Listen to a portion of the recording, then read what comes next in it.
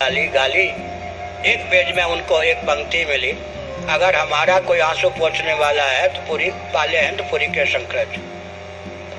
आपको नहीं मालूम होगा, नागपुर आदि में मुसलमान और दलित आदि कितने आके प्रवचन सुनते हैं। हम चले जाएं, ये है शाहजहांपुर में, हरदोई जिला में शाहबाद, मुसलमान ज्यादा श्रोता होते हैं। वो कहते हैं बार बार शंकराचार्य को लाओ। इसका मतलब क्या है? पाकिस्तान में चले जाएं तो भारत से अधिक श्रोता मिले। नेपाल में मैं चला गया तो BBC लंदन के अनुसार 2.5 लाख, वहाँ के गृह मंत्री जो सुन रहे थे पूर्व, उनके अनुसार 3 लाख श्रोता थे। पहला वाक्य था कि हिंदू राष्ट्र नेपाल था, है और रहेगा। तो हमने क्या संकेत किया? यह संकेत किया कि हमको नहीं लगता कि कुछ असाध्य है या पकड़ के बाहर है। हमको केवल लगता है 5-7 व्यक्ति हमारी इस भाषा को, क्या ये जो भाषा है दर्शन की भाषा, उसके हृदय, सृष्टि की संरचना, आप प्रशंसा मेरी मत मानिएगा, आपकी भी प्रशंसा कल हो सकती है अगर ज्ञान आपने ले लिया तो। आर्किमेडीज ने कहा था पृथ्वी का केंद्र मिल जाए तो पृथ्वी को उठा दो, उन्होंने कहा था, उनको मिला या नहीं? हम तो स्पष्ट कहते हैं कि पूरी पृथ्वी नहीं, चतुर्दश भुवनात्मक ब्रह्मांड का केंद्र हम लोगों के हाथ में है। हम जानते हैं कि सृष्टि की संरचना क्या हुई है। शब्द और ज्ञान के अलावा सृष्टि नहीं है। पूरे दर्शन शास्त्र का सारांश क्या है? शब्द और ज्ञान का विलास जगत है, शब्द और ज्ञान का। तो शब्द के द्वारा सारा परिवर्तन हो सकता है या नहीं? सबसे बड़ा अस्त्र, सूक्ष्म अस्त्र कौन है? शब्द। शब्द और ज्ञान का विलास ही पूरा जगत है। पृथ्वी पृथ्वी नहीं है, मृत्तिके देव सत्यम। ये सब तो वेदांताचार्य होने के लिए पढ़ लेना लिख लेना अलग बात है। प्रयोग में करके सारी सृष्टि शब्द और ज्ञान के रूप में नाचती हुई आंखों के सामने दिखाई पड़े।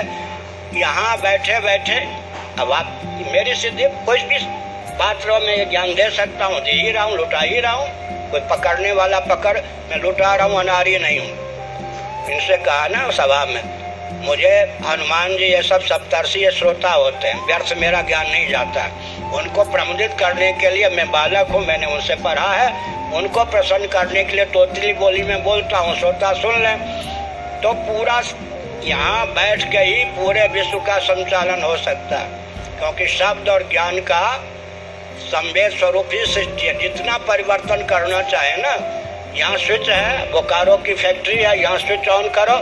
आपको मालूम है कि अमेरिका आदि में क्या होता है, जो नए राष्ट्रपति होते हैं, रूस आदि में भी होता था, इतना बड़ा बक्सा दिया जाता है। जैसे हम जब शंकराचार्य होते हैं तो हमको सबसे कीमती जिसके मूल्य नहीं है, आदि शंकराचार्य को भगवान शिव ने जो चंद्रमौलीश्वर दिया, वो परंपरा से प्राप्त। हमारी धरोहर क्या है? जो नए शंकराचार्य होते हैं, पुराने शंकराचार्य वो चंद्रमौलीश्वर देते हैं, वो हमारे आराध्य हैं, हमारे यहाँ पूजित होते हैं। हम अगर हम चाहें तो 2 लाख 3 लाख तो रोज चंद्रमौलीश्वर के नाम पर ही ले लें। सब ऐसी जगह पूजन करें, ऊंचे रख करके, दूर से दर्शन करेगा 5 लाख 5,000, वो देने के लिए तैयार। हम तो बंद कमरे में करते हैं, ये भी नहीं प्रचार करते कि मेरे पास है वो दिव्य भगवान शिव हैं। सदाशिव जी ने जो दिया शिवलिंग, वो तो परंपरा से मुझे प्राप्त है, उनका मैं पूजन करता हूँ, समझ गए ना? तो अभिप्राय क्या है? यहाँ बैठे बैठे ही मानवोचित ढंग से हम लोग काम कर रहे हैं।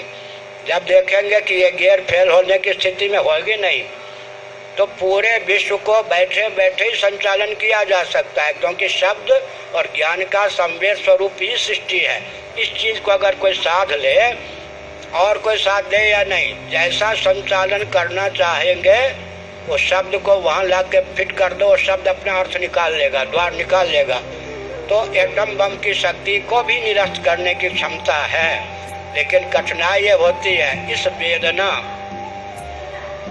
इस महिमा को समझकर 2-4 माई के लाल भी इस ज्ञान को लेने के लिए उत्सुक हों। जो उत्सुक हैं उनकी मेधा शक्ति इतनी क्यों थाम सके, फट जाएगी मेधा शक्ति, तपस्या का बल नहीं है तो। और जो उत्सुक नहीं है, अभिमानी है, वो क्यों लेंगे? और नहीं लेंगे, हमारी योजना विफल हो जाएगी। ये भी नहीं, भगवान रामकृष्ण आदि आते हैं तो जितने सहयोगी चाहिए लीला में सब वहीं से लाते हैं। युधिष्ठिर आए, भगवान के भक्त जितने सहयोगी चाहिए क्रांति के लिए सब वहीं से आते ना। वाल्मीकि रामायण महाभारत पढ़िए, वहाँ से सब लेके आते हैं। यहाँ भी हमारे द्वारा भगवान को आपके द्वारा जो कराना होगा, हमें रोना क्या है। वो सारे सहयोगी आ रहे हैं, धीरे धीरे मिल रहे हैं। जामवान बहुत पहले आ गए थे, फिर हनुमान भी आ गए। जिस सुग्रीव को जब आना था सुग्रीव सामने आ गए, तो हमने संकेत किया ना कोई कष्ट है न कुछ, संक्रमण काल है और बहुत अच्छे ढंग से बिना मार काट के भी काम चल सकता है। लेकिन अभी समाज में प्रेम और विवेक को सुनने, समझने, धारण करने की क्षमता नहीं है।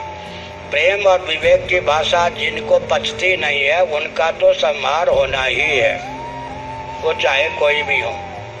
और जो सनातन धर्मी हैं वो सुन लें, अभी भगवान का अवतार होगा तो सबसे पहले किसको मारेंगे?